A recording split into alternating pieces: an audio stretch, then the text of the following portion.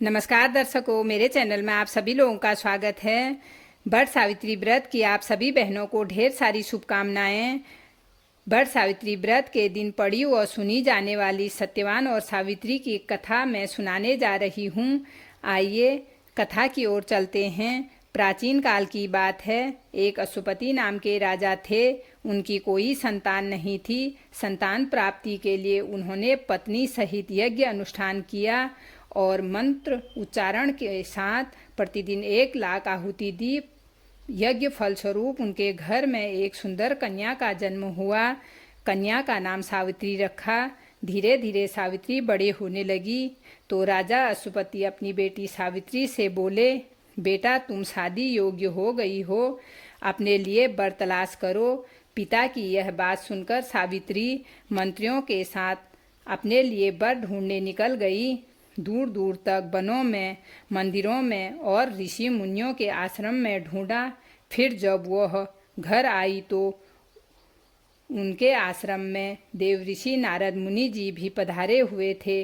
राजा ने अपनी बेटी सावित्री से पूछा, बेटा तुम्हें अपने योग्य कोई वर मिला?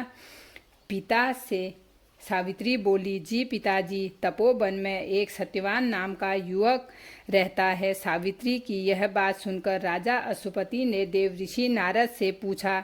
नारद जी बोले, हाँ, सत्यवान के माता पिता का राज्य शत्रुओं द्वारा युद्ध में छीना गया है और सत्यवान की उम्र कुछ ही कुंडली में शेष है। सावित्री की शादी के बाद लगभग 1 साल की उम्र शेष बची है। यह सुनकर अशुपति राजा परेशान हो गए और सावित्री से इस शादी के लिए मना करने लगे। सावित्री नहीं मानी और बोली, पिताजी, मैंने अपने लिए वर के रूप में सत्यवान को देख लिया है। यह सुनकर अशुपति राजा ने अपनी बेटी सावित्री की शादी सत्यवान से कर दी। अब सावित्री भी तपोवन में अपने सास ससुर और सत्यवान के साथ कुटिया में रहने लगी। जैसे जैसे दिन बीतते जाते सावित्री की चिंता भी धीरे धीरे बढ़ने लगी। अब 1 साल शादी का बीत गया। आज सत्यवान सुबह उठकर लकड़ी काटने के लिए जंगल जाने लगा तो सावित्री बोली, मैं भी आती हूँ। सत्यवान ने मना किया। सावित्री अपने सास ससुर की आज्ञा लेकर सत्यवान के साथ वन में लकड़ी काटने चली गई। जब सत्यवान लकड़ी काटने के लिए पेड़ में चढ़ा तो उसके सिर में असहनीय दर्द होने लगा और वह नीचे उतर गया। सावित्री ने सत्यवान का सिर अपनी गोद में रखा और सहलाने लगी तो थोड़ी देर में सत्यवान के प्राण तन से चले गए। अब सत्यवान के प्राण लेने यम के दूत यमलोक से आए तो सावित्री अपने पति के प्राण यम के दूतों को नहीं दी तो यम के दूत वापस यमलोक को चले गए।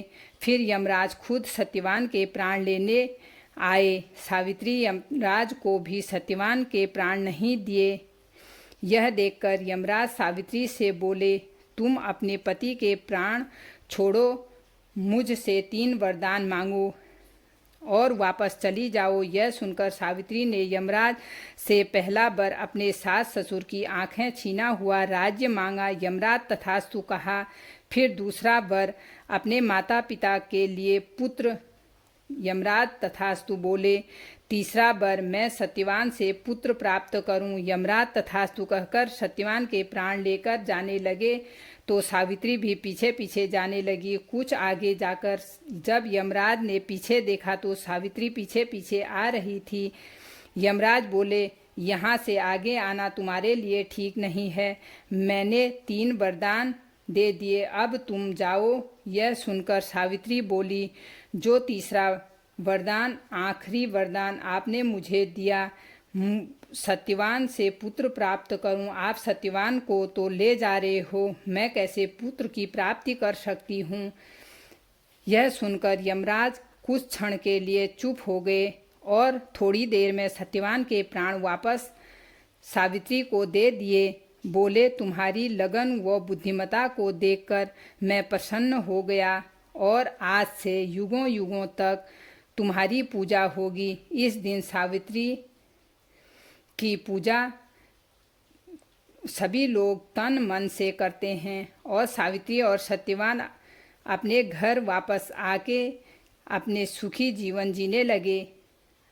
बोल सावित्री माता की जय।